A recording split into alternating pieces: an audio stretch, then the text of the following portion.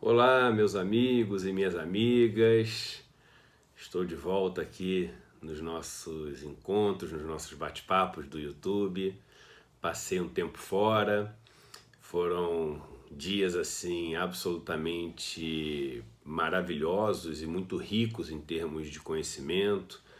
Eu estava nos Estados Unidos, tive vários encontros bacanas, encontros com ativistas, com lideranças, com intelectuais.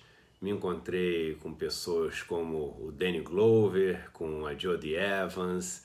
Tive um encontro, para mim, assim, inesquecível com o Noam Chomsky.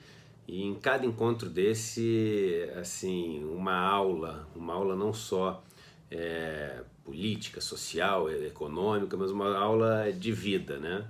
São pessoas que há muito tempo lutam por causas e tem muito a ensinar para pessoas que, como eu, são mais jovens assim e às vezes fica naquela ansiedade da luta, né, de como é que vai ser, e a gente fica com isso na cabeça de vitória, derrota, conseguir, não conseguir, tô mais longe, tô mais perto do meu objetivo.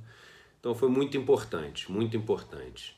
Muito bacana ver também a visão deles de Brasil. Eles têm uma visão talvez muito mais clara de Brasil do que a maior parte de nós que mora aqui, né? E essa lucidez, essa clareza que eles têm talvez venha exatamente do afastamento. Sabem de tudo o que está acontecendo no Brasil, dos planos do Bolsonaro, do Guedes, das confusões do Moro, e sabem no detalhe, assim, né? E novamente com uma visão que eu achei muito mais clara. Impressionante no geral lá fora, não só conversando com eles, mas com outras pessoas, como a imagem do Brasil assim tá super arranhada lá fora, né?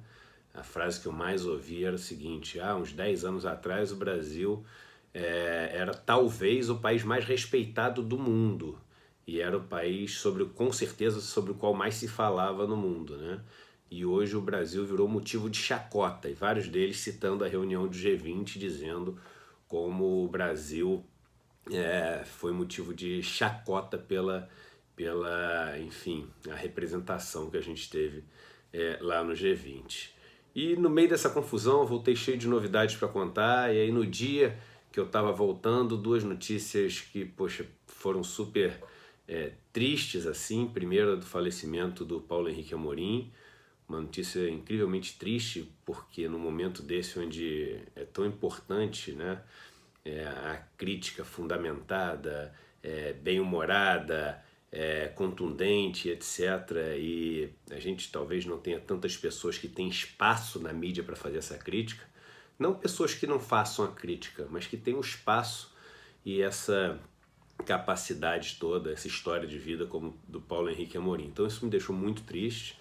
E logo em seguida a questão da votação da reforma da Previdência, aprovando a reforma da Previdência. E muita gente veio me pedir para, grava um vídeo sobre a reforma da Previdência, aí o que você acha? E até muita gente pedindo, grava sobre fulano de tal, sobre a fulana de tal que fez isso ou fez aquilo, etc. Muita gente pedindo, grava sobre a Tabata e etc. E eu tenho assim, uma coisa na minha vida de nunca ir pro pessoal, né? Porque a Tabata isso ou aquilo, ou o deputado tal isso ou aquilo, ou o senador tal isso ou aquilo. Porque a pessoa, eu acho que para mim, eu nem conheço essas pessoas, uma boa parte delas, né? Eu nunca sentei para conversar na mesa, não sei, enfim, se o cara ou se a moça é uma pessoa legal, não é legal, se é cruel, não é cruel. Agora, sobre os argumentos a gente pode falar, sobre os posicionamentos e dar a nossa opinião. Então sempre é importante separar o pessoal, né?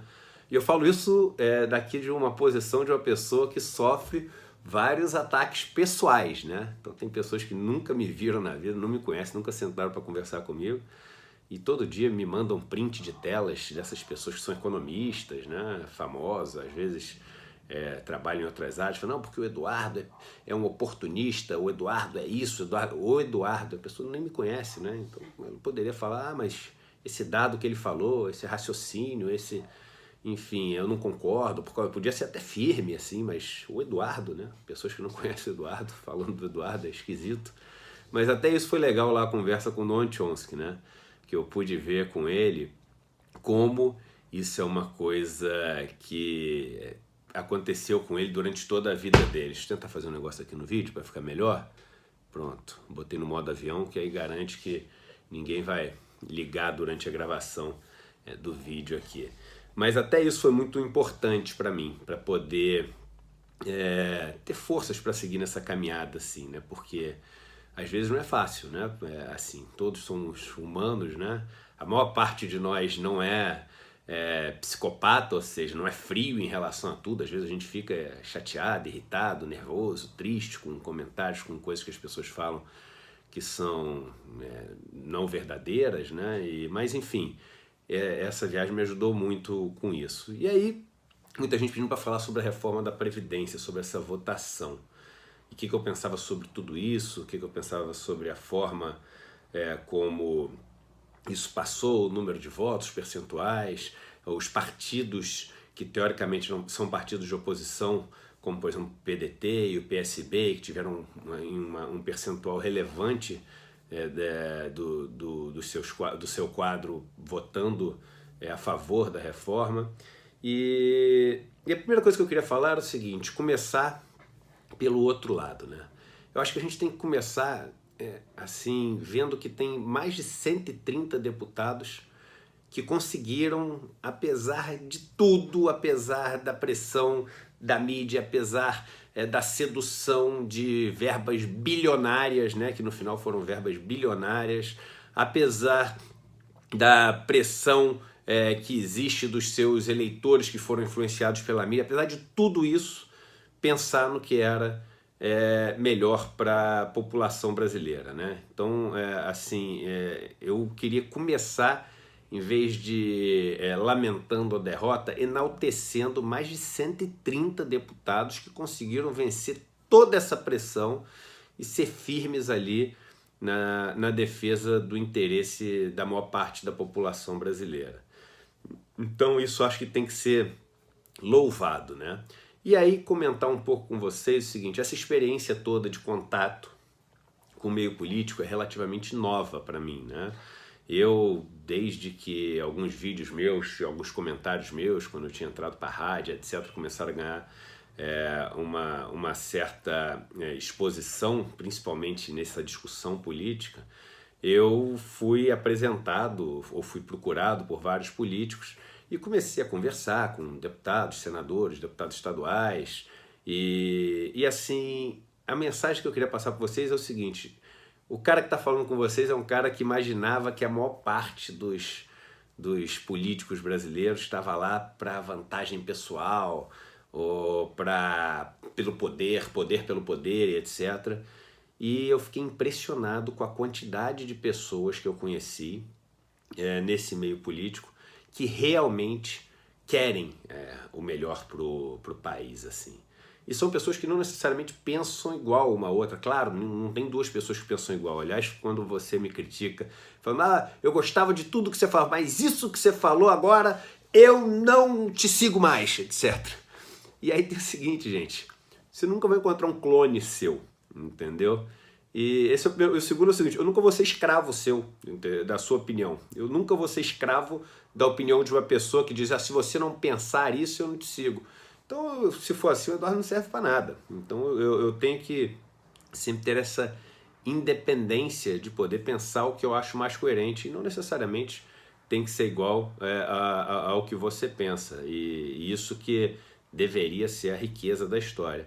Mas eu conheci um monte de gente lá e pessoas, eu aqui, enfim, até falaria alguns nomes, mas com certeza esqueceria alguns, porque tem sido assim um número tão grande de deputados e senadores com os quais eu tenho me comunicado quase que diariamente e discutindo caminhos para o país, dando opiniões, ouvindo opiniões, passando um pouco minha análise de conjuntura, minha análise econômica, às vezes até minha análise política.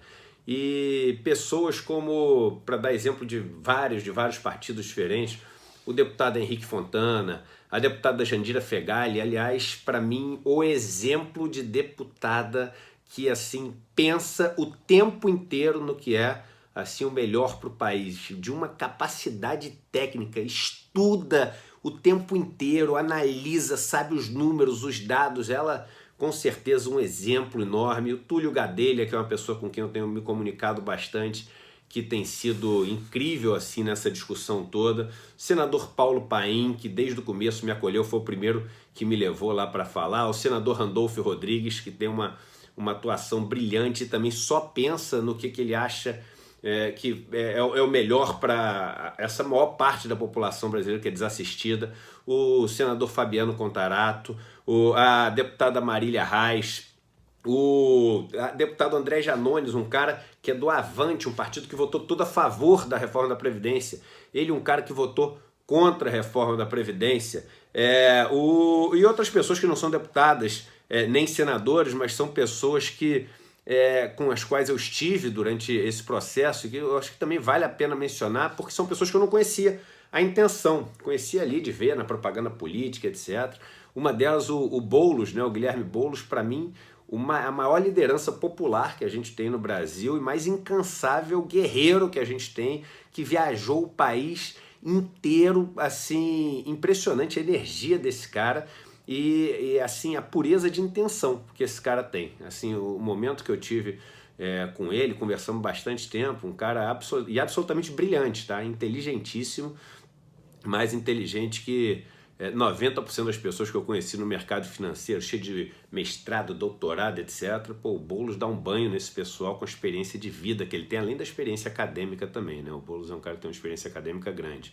O Ciro Gomes, com quem eu tenho conversado bastante, para mim é um cara que tem o melhor diagnóstico de país, assim, é um cara que tem um diagnóstico brilhante de país, e é um cara que lutou demais contra essa reforma da Previdência, mesmo tendo uma pressão muito grande de parte do eleitorado dele. E aí vários outros, deputado, o professor Israel, o Paulo Teixeira, enfim, um número de pessoas, e pessoas, assim, eu não estou aqui para fazer propaganda dessas pessoas, mas para mostrar para vocês o seguinte: eu conversei com essas pessoas, eu estive com essas pessoas, eu estava, que nem vocês, do outro lado do balcão, sem conversar com elas até pouco tempo atrás, imaginando que político era tudo negócio de esquema. E tem gente que, assim, essa intenção que a gente fala na roda de bar, na mesa de jantar, com os amigos, poxa, ninguém tem lá que quer o melhor do Brasil, e na verdade os caras só estão lá por causa do interesse.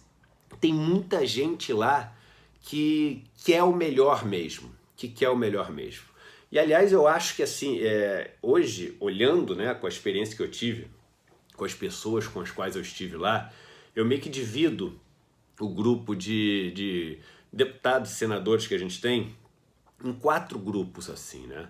Eu acho que tem um grupo que é um grupo que é até relevante, que está lá para defender mesmo os interesses da elite brasileira. Então, um grupo que foi colocado pela elite, foi bancada pela elite, tá lá todos os dias conversando, se reunindo com a elite brasileira, e tá lá para manter essa estrutura incrivelmente desigual e os benefícios da elite. Tentar buscar menos impostos para eles, fazer com que eles tenham, mas enfim, um sem número de benefícios, e ao mesmo tempo para botar ali uma capa, né, um teto em cima das pessoas que poderiam subir e ameaçá-las. Então tem o grupo que está ali para isso, com essa função. Tem um grupo de pessoas lá que claramente está lá para tirar vantagens pessoais mesmo, como eu achava que era todo mundo, mas por incrível que pareça, eu acho que esse grupo é até minoria, tá? Minoria mesmo, né? Sei lá, eu não chutaria um percentual aqui, mas um percentual menos da metade com certeza, assim, talvez menos de 1/4 das pessoas.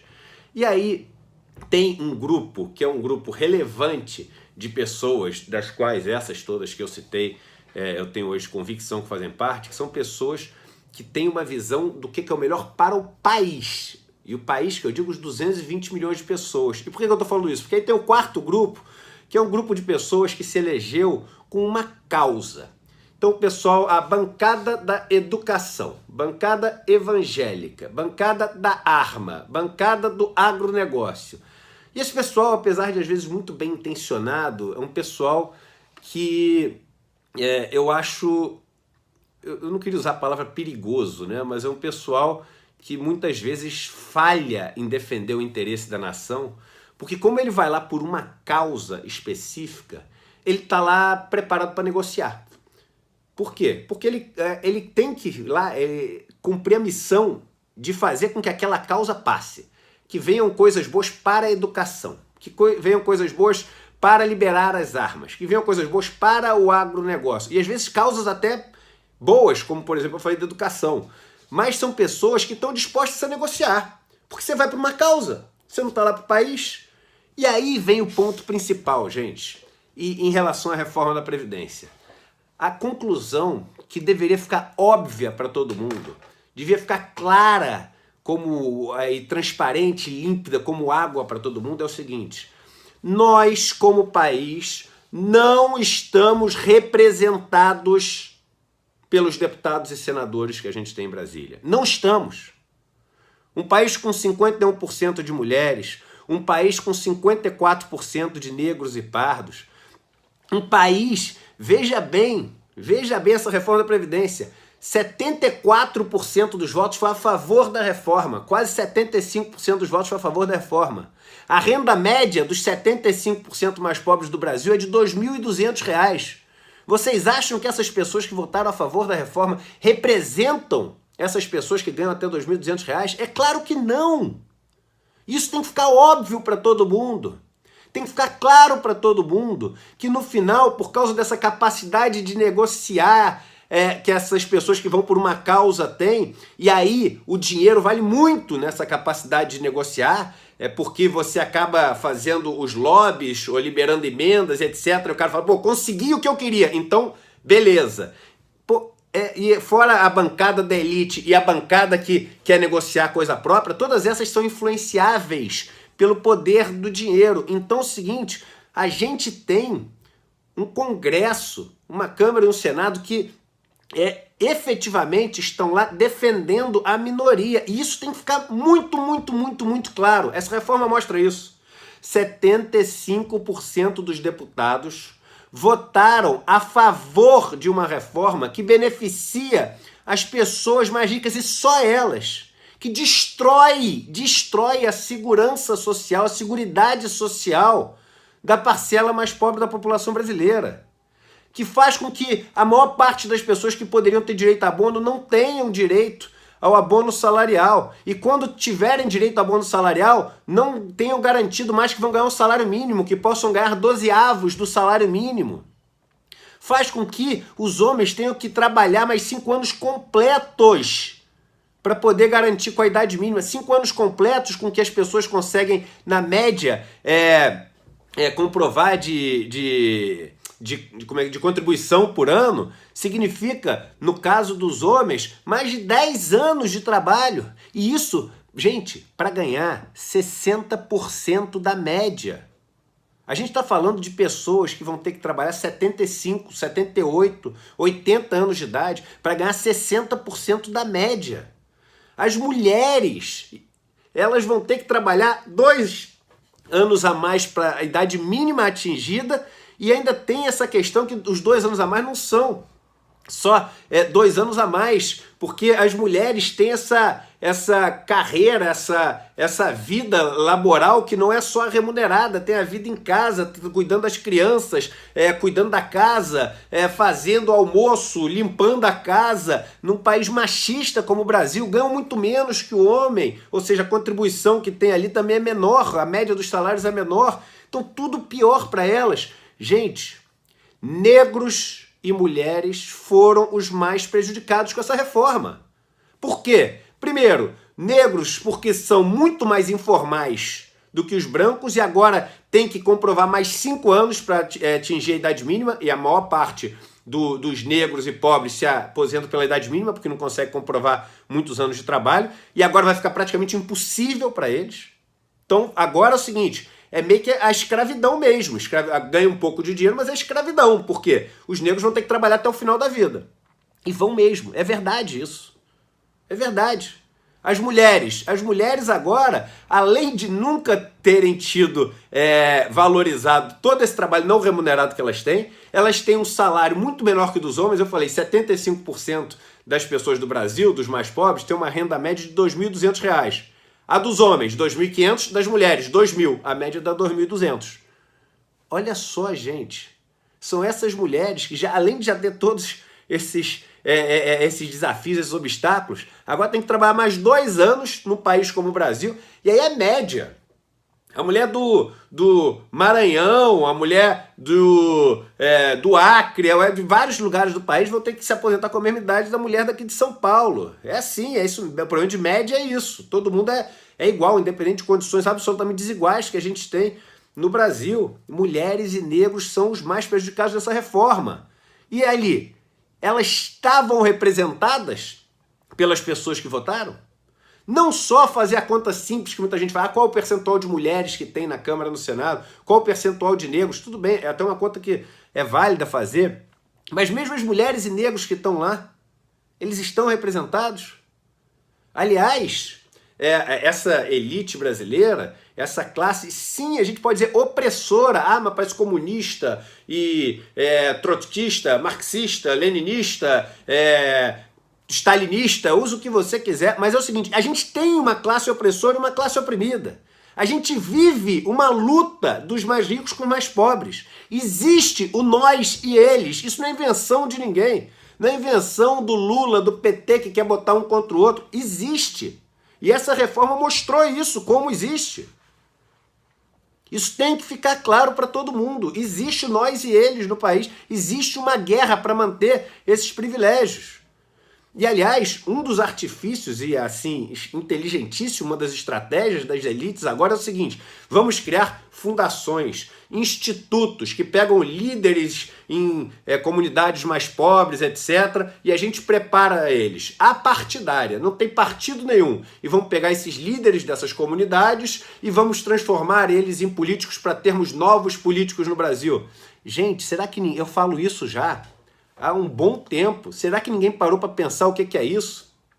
Olha quem financia esses institutos, essas fundações.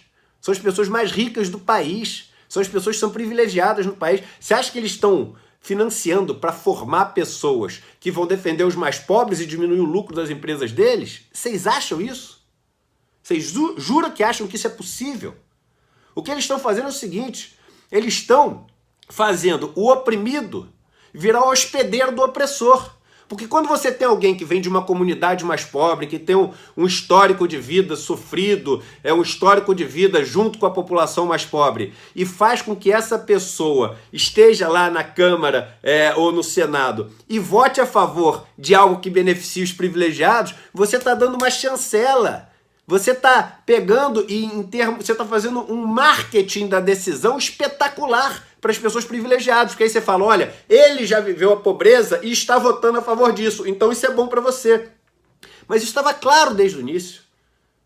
Estava claro desde o início que a ideia de fazer essas fundações, esses institutos, era infiltrar opressores dentro dos oprimidos, disfarçados e sem eles saberem, às vezes super bem intencionados, mas você passa ali por um período de anos recebendo palestras do dono da empresa tal, do fundador da empresa tal, do fundador do banco tal, aí você vai para os Estados Unidos, vai para Cambridge, Oxford, vai para Harvard, vai para o MIT, não sei o quê. Quando você vê, você ainda se acha o cara que veio da comunidade carente, da favela, do movimento negro, etc., mas você já está legislando para o cara que te criou. É óbvio isso. E você acaba sendo uma propaganda que, infelizmente, faz com que muitas pessoas que deveriam ser protegidas por esses que tiveram a origem delas, sejam oprimidas por elas, mas estejam ali confiando. E não existe nada pior do que trair a confiança das pessoas. Nada. Nada pior do que trair a confiança das pessoas sofridas e que veem em você uma esperança de defender elas. Não existe argumento para dizer que essa reforma da Previdência vai melhorar a vida dos pobres. Não vai. Não vai.